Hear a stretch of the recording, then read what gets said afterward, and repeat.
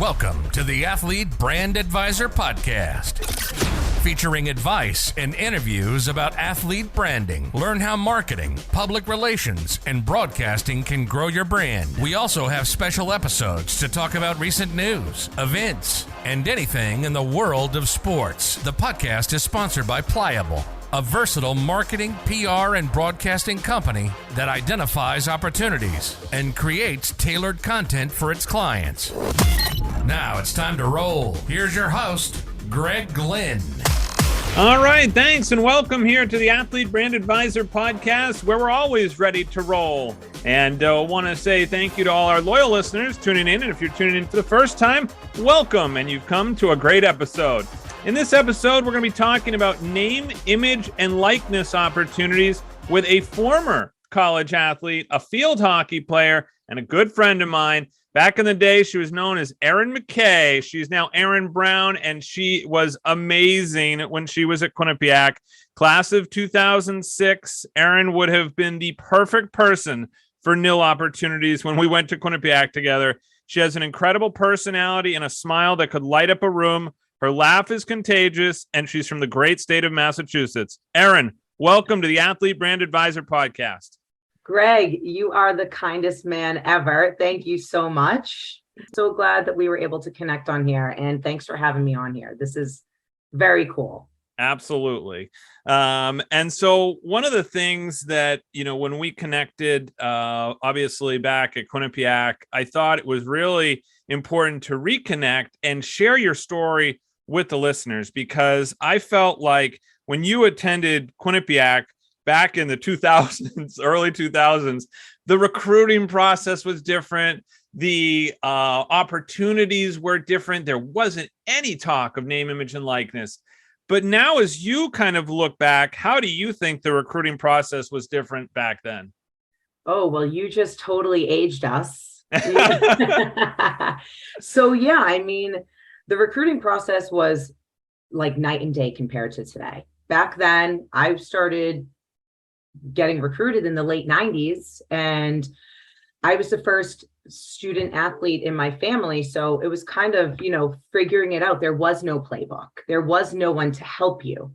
So my parents, it was kind of, talking to people, word of mouth, talking to other parents. How did you help your child get recruited and into schools to play sports? So, back then you would expose yourself as much as possible through club teams and summer camps, and obviously high school sports. And another way of reaching out was to establish videos. And you would literally take your family camcorder, put it on your shoulder, have somebody video you, and go through a skill session, and then maybe work in some shots from games that you were lucky enough to get on that video. And you would send those videos through the U.S. Postal Service with a note to figuring out how to, what the address of a coach was, and hopefully it'll end up hitting their desk. It wasn't always guaranteed. And maybe you'll hear back from them. Maybe you won't. It was kind of a crapshoot, to tell you the truth. It was no guarantee of getting in contact with coaches. Yeah. And that today still actually, I think, is true, but in a totally different way, because they're so inundated now. Now it's the access is there. And so now it's how do you stand out? Because comparing what you talk about with a recruitment video, which, YouTube wasn't even like that much of a thing, like you couldn't just put it online. That's why you're talking about Postal Service. You're talking about VHS tapes. Like that was what it was like. And now so many athletes can do it. So many athletes can produce these videos. These parents are using cell phone cameras. They're on a tripod. It looks so much better. The access is better, but now they have to stand out. Right. So that's the next phase. Oh, yeah. The competition is even greater now. These athletes are starting sports earlier. My kids started in kindergarten. I didn't start playing field hockey until the end of elementary school. So the skills are just that much better. You need to stand out somehow. Yep, I agree. I completely agree. So let's talk about obviously the growth of the Quinnipiac. We talk about the growth of athletics and how it's changed since we obviously went to Quinnipiac. I went back. I saw the turf fields earlier this year. I saw the stadium complex. I was just blown away at the growth over the last 20 years. I was wondering, do you still keep in touch with many of those women that played with you at Quinnipiac? Oh, of course. Of course. Yes. I mean, we were like sisters, 4 years, eat, sleep, and breathe the same sport. We live together. We just have so many fond memories. And, it's been 20 years, as we said, and we all have kids now and married, and you're so busy in life. So we don't get together as often as we would wish to, but we're always texting. And we all as many of us try to get to the annual alumni game or some type of alumni event every year. We're all over the Northeast, so it's not always doable for everybody, but I benefit from only being 2 hours from Quinnipiac. So I try to get there as much as my schedule will allow. We actually just got together this April, a bunch of us.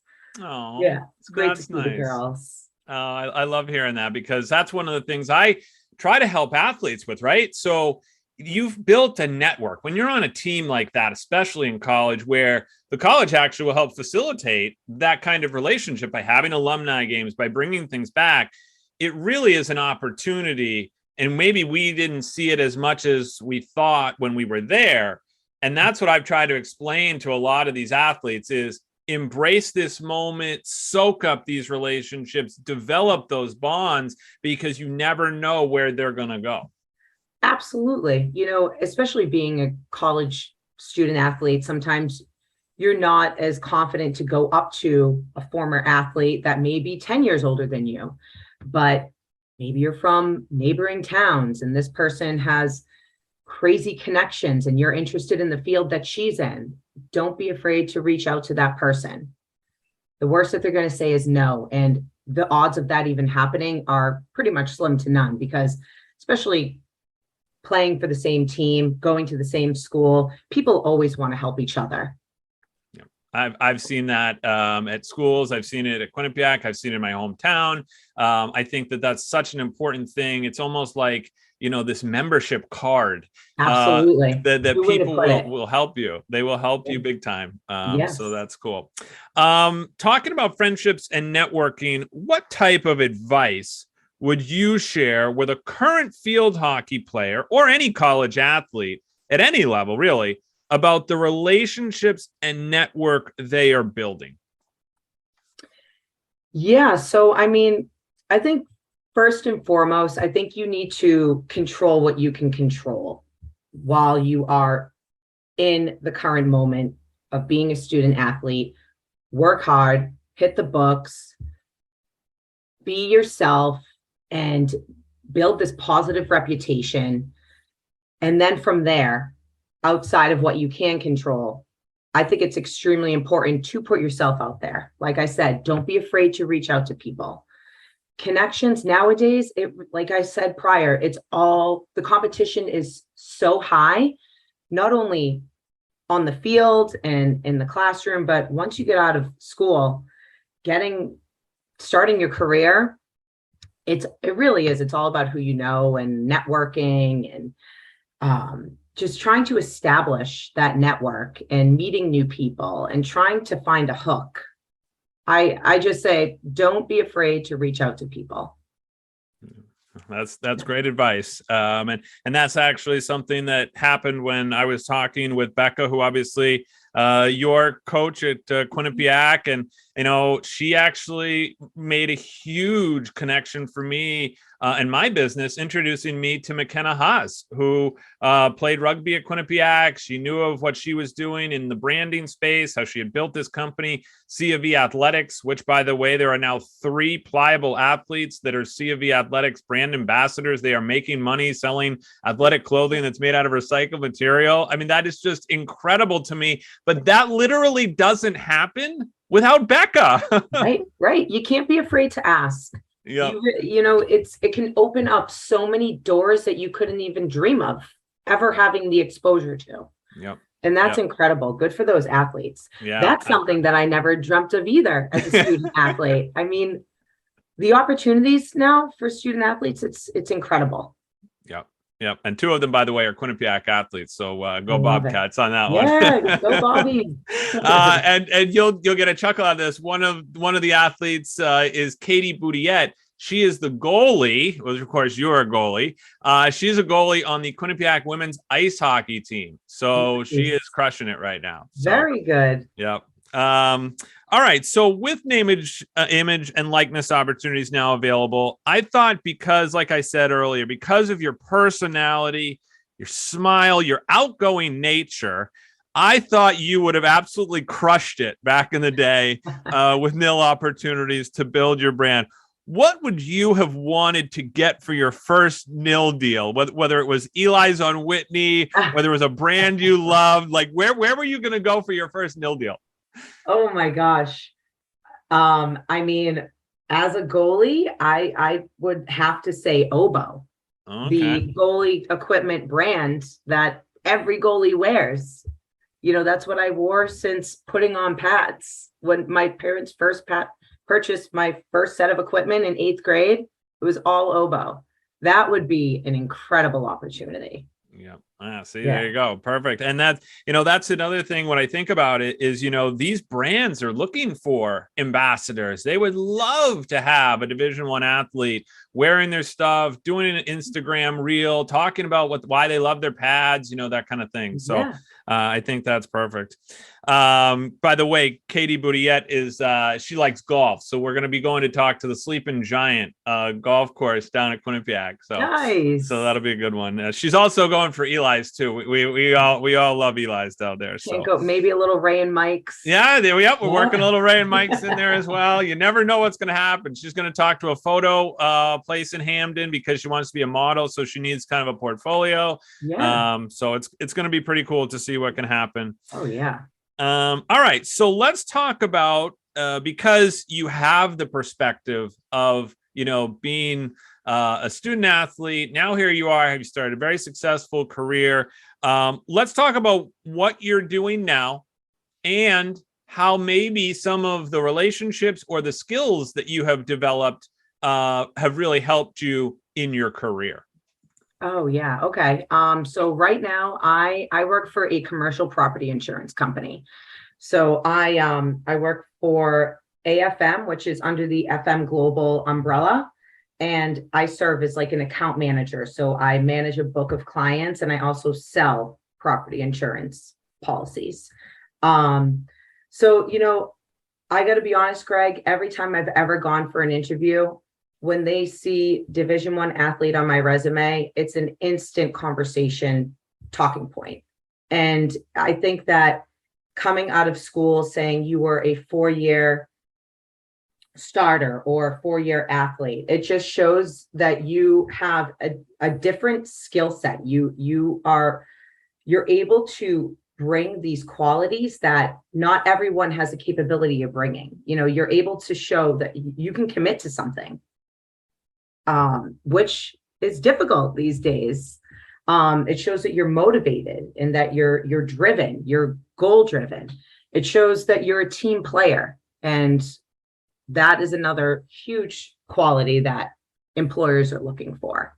So I think it gives you a huge leg up being a college athlete. I would completely agree. And that's kind of why I talk about it. When you are an athlete, you have an athlete brand and you already have that. So now it's like, how do you leverage that to build your career, start your network? What are you going to do with this kind of token, if you will? This is almost like, again, one of those cards you can show or you can play, which is, hey, that other person hiring you might have played Division I sports. They might know exactly what you went through.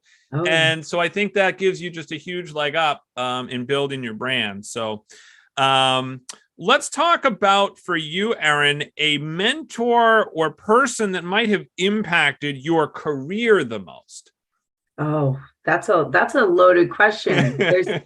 there's so many people. I mean, from start to finish, if you think about it, I mean, first and foremost, my parents, of course, they instilled a strong work ethic in me. They were such hard workers throughout their careers.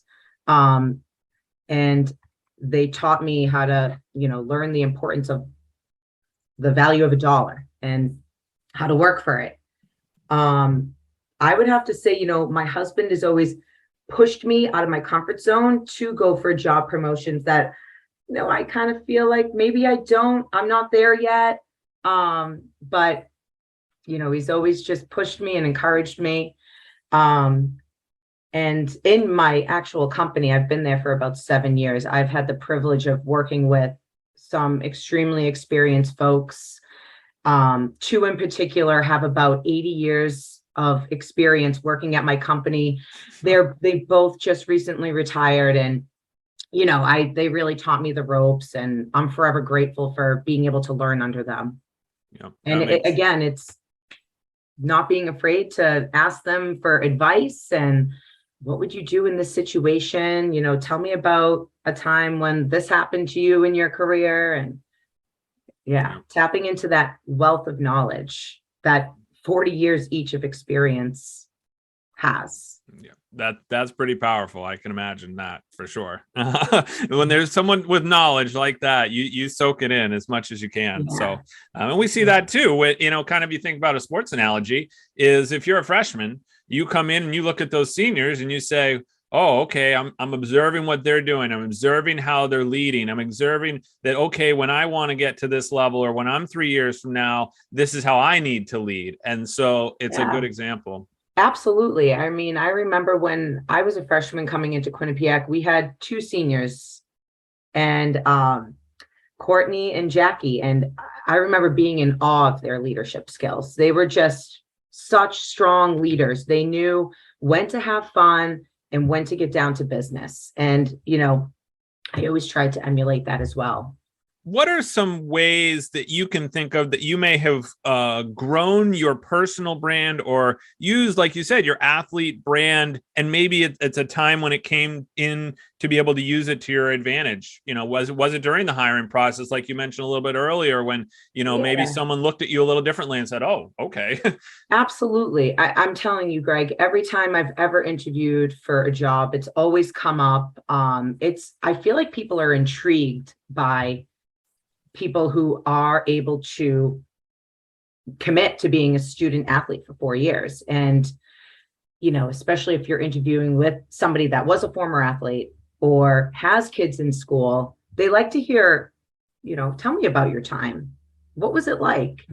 And, being out of school now for so long, it's brought me other opportunities. I coach my kids, and I also coach a local club team here in Massachusetts, and it kind of just got out word of mouth. I was a goalie, and they asked me to be their goalie coach. So I've really enjoyed that the past few years.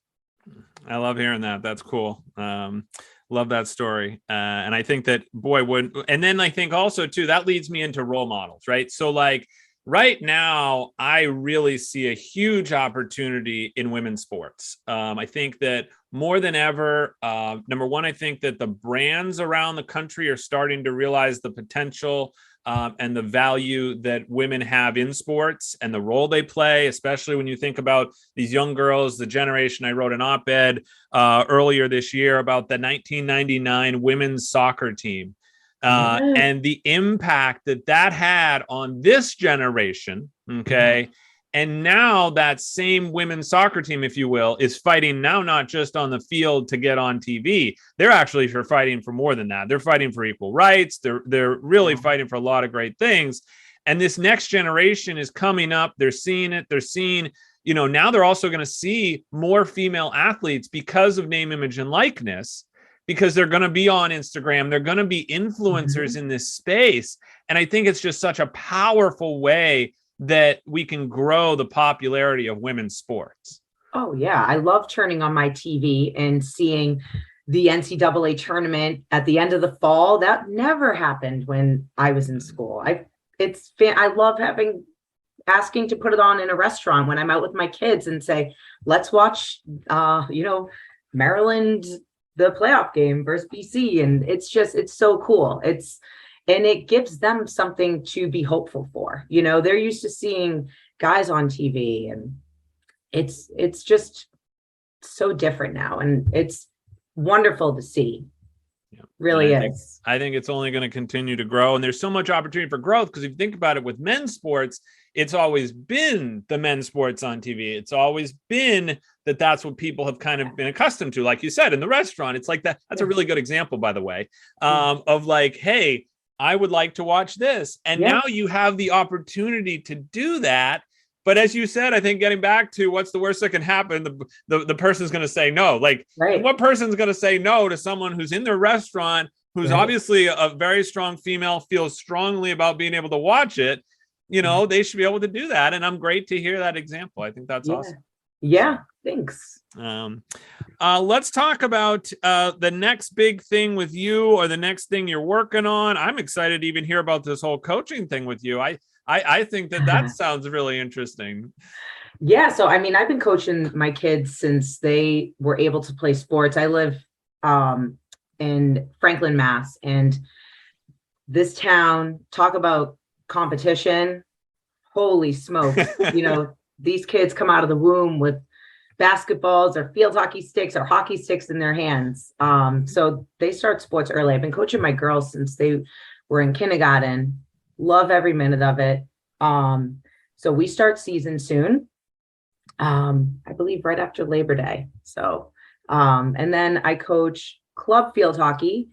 As I said, that next week, we actually have a little preseason kickoff, a little training that we're doing a few days next week, and get the girls geared up for season. On a work front, you know, besides my regular everyday job, I belong to a committee for, it's called Women in Insurance in New England. So the acronym is WINE. How fitting.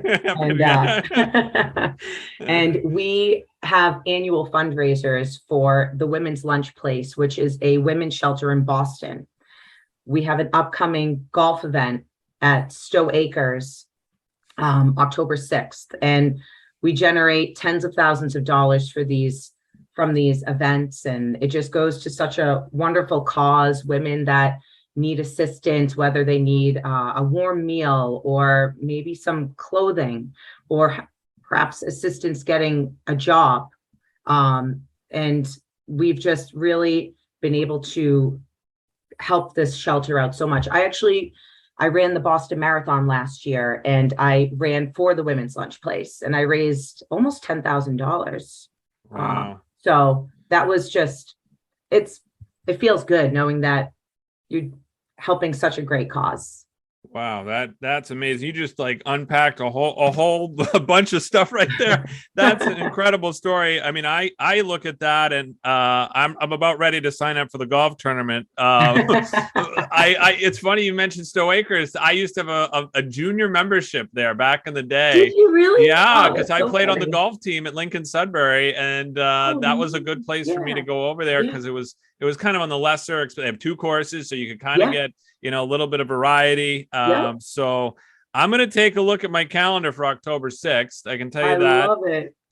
And the fact, then you just dropped the Boston Marathon on me, like, oh yeah, I just ran the Boston Marathon, you know, like that's an incredible accomplishment. Congratulations. Thanks. Yeah, it was a great experience, honestly, but one of the best days of my life. And I really enjoyed the training process as well. It's a massive commitment, but it was one of those bucket list items. And I'm only getting older, Greg. So I said, let's go.